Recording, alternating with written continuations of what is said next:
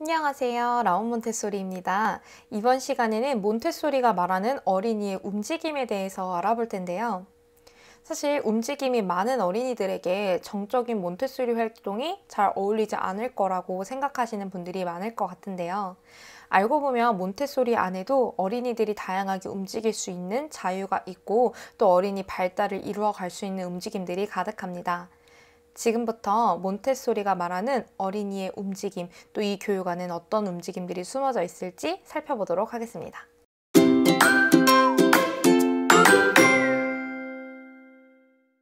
몬테소리 교실에 이제 처음 딱 들어가면 느낌이 너무 조용해서 사실 교사인 저도 되게 조심스럽게 움직이게 되는 경우가 많은 것 같아요. 아무래도 아이들이 집중하고 있는 그 순간을 깨면 안 되다 보니까 되게 몸에 막 힘이 들어가기도 하고 조용하게 움직이려고 하는데, 사실 이렇게나 조용한 몬테소리 교육인데 몬테소리가 운동 혹은 움직임이라는 단어를 사용했을 때는 이 주제를 보고 도대체 어떤 관련이 있을까? 몬테소리 교육이 되게 정적이라고 생각했는데 과연 거기서 말하는 그 움직임 혹은 운동이라는 게 뭘까 너무너무 궁금했습니다. 여기서 말하는 운동이라는 건 어린이의 그 다양한 움직임들을 모두 말하는 거예요. 첫째, 몬테소리 교실에는 움직임의 자유가 있습니다.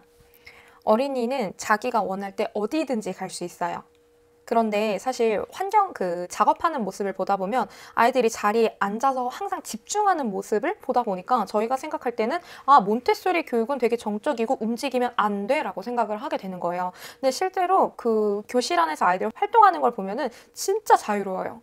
자기가 설정한 그 주단이라는 걸 이제 펴면은 그게 자기의 영역이라는 거거든요. 그 안에서 어떤 움직임도 다 허용이 되고 꼭 책상이나 주단이 아니어도 돼요. 활동이 좀 움직임이 큰 활동 같은 경우는 복도나 혹은 화장실 옆에 있는 좀 넓은 공간들을 사용하기도 해요. 그래서 움직임이라던가 공간이 딱 한정되어 있는 것이 아니라 아이들이 원하는 곳이면 어디든지 그곳에서 활동을 진행할 수가 있습니다. 우리 어른들이 몬테소리에 대해서 생각하는 것보다 이 교실의 분위기는 매우 자유롭습니다. 둘째, 정확한 움직임을 가르칩니다. 유치원에서 아이들 이제 밥 먹고 점심 지도가 끝나게 되면은 화장실에서 이제 양치질 지도를 시작을 해요. 근데 양치를 딱 집에서 엄마가 시켜줬던 친구들, 그래서 유치원에 와서 양치를 하는 게 처음인 친구들은 바로 티가 나요. 엄마가 양치를 해주던 그런 모습들을 거울로 봤겠죠? 또 엄마가 어떻게 움직이는지를 느껴는 봤겠죠? 그렇지만 사실 내가 칫솔을 제대로 잡아본 적, 그리고 내가 손을 움직여서 양치를 해본 적이 없기 때문에 정확한 움직임을 몰라요. 그래서 아이들이 그냥 칫솔을 이에다 대고 이렇게 팔을 흔드는 경우가 되게 많아요. 근데 그거는 아직 이 칫솔을 어떻게 움직여야 되는지 그 정확한 움직임에 대한 분석이 이루어지지 않았기 때문이에요. 근데 이럴 때 이제 교사인 저희가 같이 양치 지도를 해요. 그럴 때 제가 칫솔을 다시 잡는 모습을 보여주기도 하고 이에다 대고 칫솔을 위아래로 흔드는 모습을 보여주면 아이들이 되게 집중하고 이렇게 가만히 보고 있어요. 그래서 몬테소리 교실에서는 이렇게 모델링 교육을 위해서 선생님들이 아이들과 함께 양치를 하는 경우가 되게 많아요. 이렇게 어떤 움직임의 정확한 동작들을 단계별로 보여주게 되면 아이들은 그거를 훨씬 더 편하게 이해하는 거예요. 그냥 엄마가 해줄 때는 사실 급하고 아이도 피곤해하고 하니까 빠르게 치약 묻혀서 막 해주고 됐어 이렇게 하고 칫솔도 그냥 엄마가 닦는 경우가 되게 많잖아요. 근데 그거를 한 번도 제대로 봤던 적이 없었던 거죠, 아이들은. 근데 그거를 옆에 있는 선생님이 어떻게 닦는지 또 칫솔은 어떻게 관리하는지를 천천히 단계적으로 보여줬을 때 훨씬 더 빨리 이해하고 그것을 자기 것으로 만들어가는 과정이 이루어질 수가 있습니다. 그래서 꼭 양치가 아니더라도 뭐 옷을 입을 때 단추를 열고 닫는다던가 아니면 신발을 신는다던가 양말을 신는다던가 아니면 책상을 닦는다던가 이런 모든 것들, 몬테소리 교실에서는 준비된 모든 것에 간단한 순서가 있고 또 그 교실 안에서 교사들은 이 아이들에게 항상 정확한 동작을 또 단계적으로 구분해서 알려주는 거예요. 세 번째, 교구 제공에도 아이들에 따라서 움직임을 설정합니다. 예를 들어서 이제 수막대라는 교구가 있어요. 이제 아시는 분들은 되게 많이 조금 대표적으로 알려져 있는 교구 중에 하나인데 1부터 이제 10까지의 개념을 배우는 교구예요. 그런데 이 교구도 한 자리에 앉아서 그냥 교구를 제공할 수가 있고 또 이거를 조금 아이들마다 다르게 설정을 하는데 혹은 단계에 따라 주단을 2개를 사용하는 경우가 있어요. 그런데 제가 움직임이 조금 많은 친구들, 또 많이 움직이고 싶어 하는 친구들은 사실 앉아서 그 처음의 과정을 모두 하기를 되게 힘들어 한단 말이에요. 그래서 이 똑같은 과정이지만 저는 매트를 2개를 사용할 때가 많아요. 그래서 한 매트를 이제 아이 앞에 피고, 하나는 조금 멀리 떨어진 데, 복도 밖이라던가 아니면 친구들이 좀 사용하지 않는 그런 공간 조금 멀리에다가 그 주단을 하나 더 펴게 해요. 그 다음에 수랑 양을 일치하는 활동을 할 때 이 수 카드를 여기 뭐 아이 앞에다가 놓는다면, 또 막대는 그 건너편 매트에다가 놓고 아이가 왔다 갔다 하면서 그 수랑 양을 일치할 수 있도록 지도를 했었거든요. 근데 이렇게 하면 너무 좋은 게 아이가 계속 앉아서만 하지 않으니까 훨씬 더 그 집중하게 돼요. 그리고 되게 즐거워합니다. 아이들은 굉장히 움직이고 싶어 하니까요.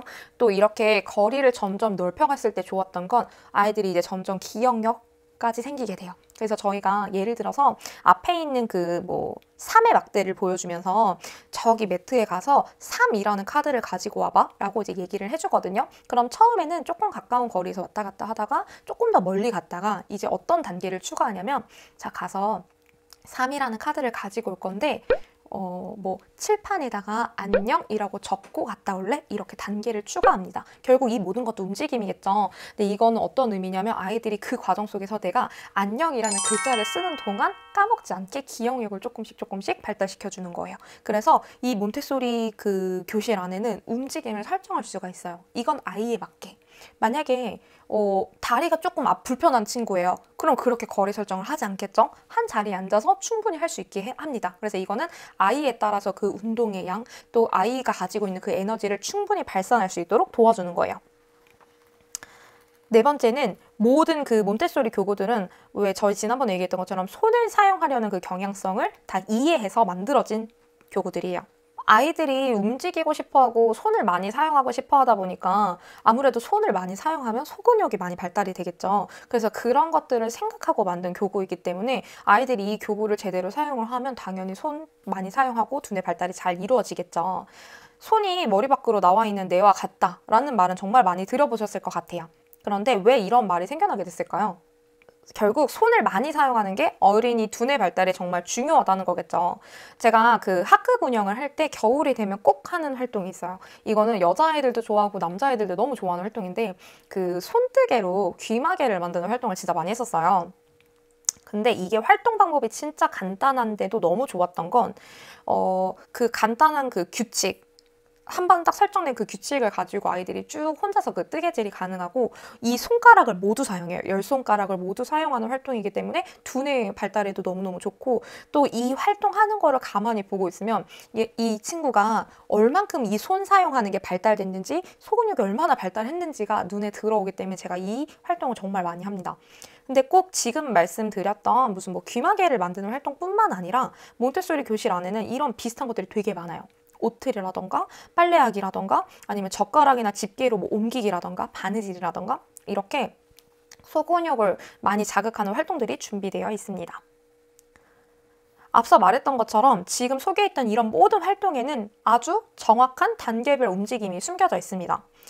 이렇게 얘기하면 아니 세상에 손을 사용하지 않는 게 어디 있겠냐라고 생각하실 수 있지만, 여기서 두뇌를 자극하는 손의 움직임은 단순 작업을 말하는 게 아니에요. 이게 어떤 의미냐면, 예를 들어서 아이가 실에다가 구슬을 깬다고 생각해 볼게요. 그런데 빨간색, 노란색, 파란색 구슬이 예쁜 게 여러 가지가 있는데 아이가 그냥 끼워요.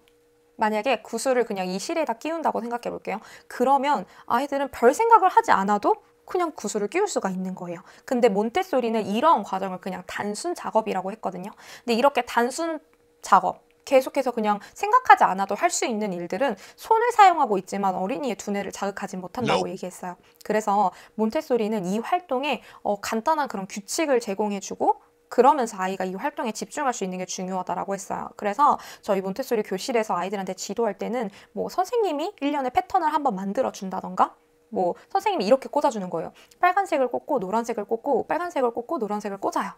그 다음에 아이에게 주면 아이가 생각을 해보겠죠? 다음에 빨간색을 꽂아야겠구나, 이렇게. 그래서 그냥 이런 활동이지만 아이가 조금 더 이 다음 단계를 생각해보고 그 활동을 이어갈 수 있도록 하는 게 어린이의 두뇌를 자극하는 움직임이 되는 거예요.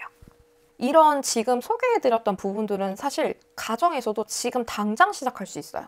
결국 여기서 가장 중요했던 건 아이와 함께하는 그런 모든 순간들 있죠. 아이가 스스로 할 수 있도록 기회를 주시는 거예요. 엄마랑 아이랑 요리를 준비해요. 그러면 보통 어떻게 하냐면 뭐 이렇게 버섯 같은 거 주면서 뜯어볼래? 이렇게 하고 그냥 준다던가 되게 간단한 것들을 주는데 엄마랑 함께 그런 활동들을 하는 거예요. 예를 들어서 지금 말했던 것처럼 요리 활동을 한다면 이걸 어떻게 뜯어야 되는지를 엄마가 옆에서 보여주는 거예요. 가정에서 몬테소리를 할 때 가장 중요한 건 아이가 할 수 있도록 기회를 주는 거고 그 다음에 그거 할 때는 엄마의 정확한 움직임을 보여주는 거예요. 몬테소리는 어린이 발달에 있어서 가장 중요한 게 움직임이라고 얘기했고 어린이 발달의 그런 비밀, 아이들이 어렸을 때 엄마들이 왜 발달에 대한 걸 굉장히 신경을 많이 쓰잖아요. 우리 아이 몇 개월인데 다른 아이보다 조금 느린 것 같은데? 라는 그런 생각을 되게 많이 하게 되거든요. 그리고 아무래도 또래 아이들과 뭐 이렇게 뛰는 거라던가 아니면 구르는 거라던가 그 신체 활동의 그 어떤 지표를 세우고 그거에 맞춰서 아이들을 자꾸 보려고 하는데 결국 아이들이 정상적으로 잘 발달하게 해주는 거는 움직임이라는 거예요. 그리고 이 움직임이 진짜 단순한 그런 움직임들이 아니라 지금 앞서 얘기했던 것처럼 두뇌를 자극할 수 있는 움직임을 제공한다면 아이들이 정상적으로 잘 발달할 수 있을 거예요. 오늘은 이렇게 몬테소리가 말하는 어린이의 움직임에 대해 알아보았습니다. 몬테소리는 움직임에 대해서 어린이 발달의 비밀을 풀어주는 열쇠라고 이야기했습니다. 그만큼 어린이에게는 움직임이 중요하다는 의미겠죠. 당장 오늘부터 아주 작은 일이라도 어린이에게 스스로 해볼 기회를 주시길 바라면서 다음 시간에는 몬테소리가 말하는 적응에 대해 알아보도록 하겠습니다. 감사합니다.